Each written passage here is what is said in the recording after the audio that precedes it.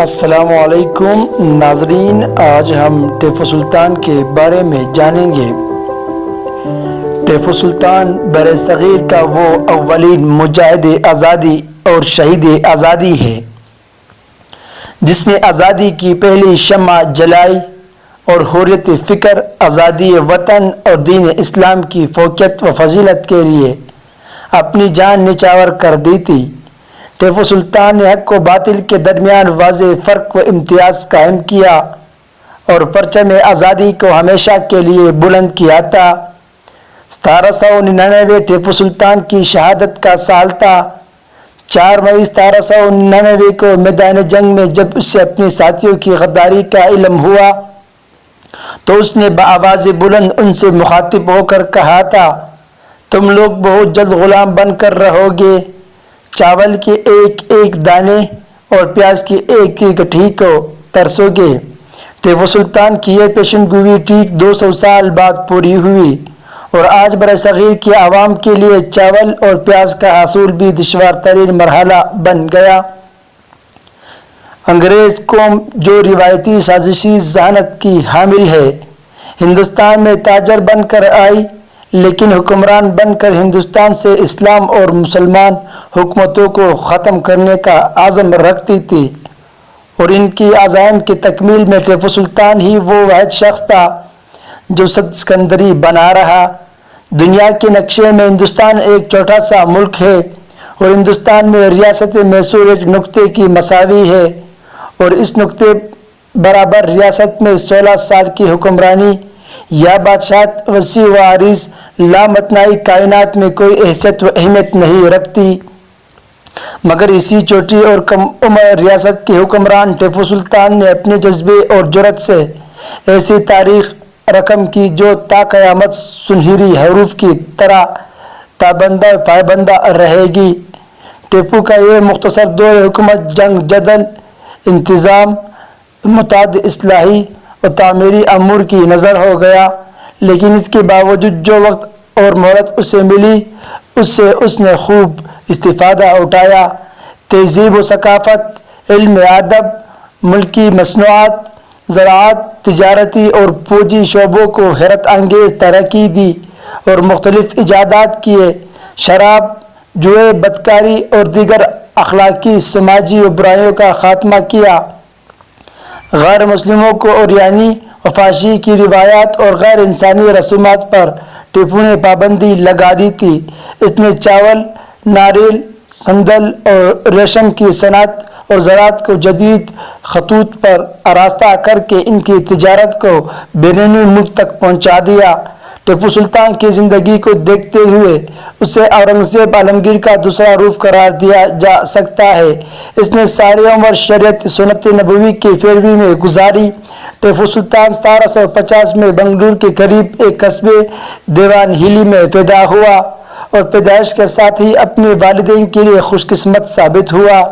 ٹیپو سلطان کا نام جنوبی ہندوستان کے ایک مشہور بزرگ حضرت ٹیپو مستان کے نام پر رکھا گیا، لیکن اس کا اصل نام سلطان فتح علی خان شہاب تھا۔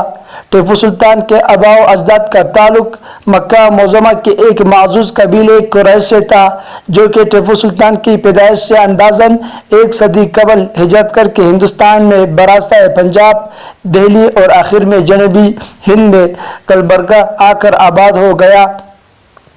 ٹیپو سلطان کے والد نواب حیدر علی بے پناہ خداداد صلاحیتوں کے حامل شخص تھا، جو ذاتی لیاقت کے بے مثال جوانمردی اور ماہرانہ حکمت عملی کے سبب ایک ادنیٰ افسر نائک سے ترقی کرتے ہوئے ڈنڈگیل کے گورنر بنے اور بعد ازاں میسور کی سلطنت کے سلطان بن کر متعدد جنگی معرکوں کے بعد خود مختار بنے، اور یوں 1762 میں باقاعدہ سلطنت خداداد میسور موجودہ کرناٹک قائم کی۔ 20 سال تک بے مثال حکمرانی کے بعد نواب حیدر علی 1782 میں انتقال کر گئے۔ ولیو حیدر علی کے ہونہار، جوان اور بہادر باہمت فرزند ٹیپو سلطان نے 1783 میں ریاست کا نظم و نسق سنبھالا۔ ٹیپو سلطان کے ورثے میں جنگیں، سازشیں، مسائل، داخلی دباؤ اور انگریزوں کا بے جبرو سلوک ملا تھا، جسے اس نے اپنی خداداد صلاحیتوں اور اعلیٰ حوصلے سے قلیل عرصے میں نمٹا لیا۔ اس نے امور سیاست اور ریاست پہ مختلف علمی تعمیری اور مثبت اصلاحات نافذ کیے۔ صنعتی، تعمیراتی، معاشرتی، زرعی، سماجی اور سیاسی شعبوں میں اپنی ریاست کو خود کفیل بنا دیا۔ فوجی انتظام استحکام پر اس نے بھرپور توجہ دی، فوج کو منظم کیا، نئے فوجی قوانین اور ضابطے رائج کیے، اسلحہ سازی کے کارخانے قائم کیے جن میں جدید ترین ٹیکنالوجی کے تحت اسلحہ اور پہلی بار راکٹ بھی تیار کیے۔ ٹیپو سلطان کو وقت اور زمانے کے بدلتے ہوئے حالات اور عصری تقاضوں کا بخوبی احساس تھا۔ اسی سبب اس نے بحریہ کے قیام اور اس کے فروغ پر زور دیا، نئی بحری اڈے قائم کیے، بحری چوکیاں بنائی، بحری جہازوں کی تیاری کی مراکز قائم کیے، فرانسیسیوں کی مدد سے اپنی فوج کو جدید خطوط پر آراستہ کیا، سمندری راستے سے تجارت کو فروغ بھی اس کے عہد میں ملا۔ ٹیپو سلطان جانتا تھا کہ بیرونی دنیا سے رابطہ ازبز ضروری ہے، اسی لیے اس نے فرانس کے نپولین بوناپارٹ کے علاوہ عرب ممالک، مسقط، افغانستان، ایران اور ترکی وغیرہ سے رابطہ قائم کیا۔ نپولین بوناپارٹ خود بھی ٹیپو سلطان کی حمایت اور مدد کرنا چاہتا تھا کیونکہ انگریزوں سے اس کی دشمنی تھی۔ نپولین نے ٹیپو کی مدد کے لیے بحری بیڑا بھی روانہ کیا تھا لیکن باوجہ اس کی آمد میں تاخیر ہو گئی۔ ٹیپو نے امن و امان کی برقراری، قانون کی بالادستی اور احترام کا نظام نہ صرف روشناس کرایا بلکہ سختی سے اس پر عمل درآمد بھی کروایا جس سے رعایا کو چین و سکون اور ریاست کے استحکام میں مدد ملی۔ ٹیپو سلطان کا یہ قول کہ کدھر کی 100 سالہ زندگی سے شیر کی ایک دن کی زندگی بہتر ہے غیرت مند اور ہمت پسندوں کے لیے قیامت تک مشعل راہ بنا رہے گا۔ بے شک ٹیپو کی درباریوں کی اس کے ساتھ غداری کی۔ جنوبی ہند کے اس وقت کی عظیم طاقت نظام دکن اور مراٹھی اس کے خلاف صف آرا ہوئے جو ان کی مجبوری تھی، لیکن ٹیپو کو سب سے زیادہ نقصان استین کے صافوں یعنی میر قمر الدین، میر معین الدین پورنیا، میر غلام لنگڑا اور میر صادق نے پہنچایا، ورنہ ٹیپو ناقابل شکست تھا اور یقیناً اس موقف میں تھا کہ انگریزوں کے قدم اکھاڑ دیتا اور برصغیر میں مسلمانوں کی حکومت برقرار رہتی۔ ٹیپو سلطان اول عمر سے بہادر، حوصلہ مند اور جنگجویانہ صلاحیتوں کا حامل بہترین شاہ سوار اور شمشیر زن تھا۔ علمی ادبی صلاحیت، مذہب سے لگاؤ، ذہانت، حکمت عملی، دور اندیشی خصوصیات نے اس کی شخصیت میں چار چاند لگا دیے تھے۔ وہ ایک نیک، سچا، مخلص اور مہربان طبیعت ایسا مسلمان بادشاہ تھا جو محلوں ایوانوں کے بجائے خانقاہوں میں زیادہ نظر آتا تھا۔ ٹیپو خود عالم تھا، اس لیے ادب نوازی اور ادبی فروری اس کی شراست میں تھی۔ وہ عالموں، شاعروں، ادیبوں اور دانشوروں کی قدر اور منزلت کرتا تھا، مطالعے اور اچھی کتابوں کا شوقین تھا۔ اس کی ذاتی لائبریری میں لاتعداد نایاب کتابیں موجود تھیں۔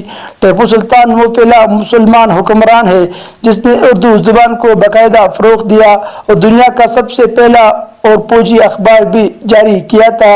اس کے عہد میں اہم موضوعات پر بے شمار کتابیں لکھی گئی اور جدت پسند تھا۔ زندگی کے مختلف شعبوں میں اس نے جدت پیدا کی، مثلا مہنوں کے نام تبدیل کیے، شہروں کے اسلامی نام تجویز کیے، سکہ سازی کو عروج دیا، زراعت میں جدید طریقے روشناس کرائے، بیرونی ممالک سے بیل، گھوڑے اور دیگر کارآمد جانور منگوا کر نئی نسلیں متعارف کروائے۔ نئی نسل ٹیپو سلطان کی شخصیت اور لازوال کارناموں سے مکمل طور پر آگاہ نہیں، اور یہ وقت کا اہم تقاضا ہے کہ برصغیر کے اس سے پہلے مجاہد، شہید آزادی، عظیم بطل حریت کی زندگی اور کارناموں سے نئی نسل کو واقف کرایا جائے تاکہ ان میں حریت فکر، حب الوطنی اور جذبہ آزادی پروان چڑھے۔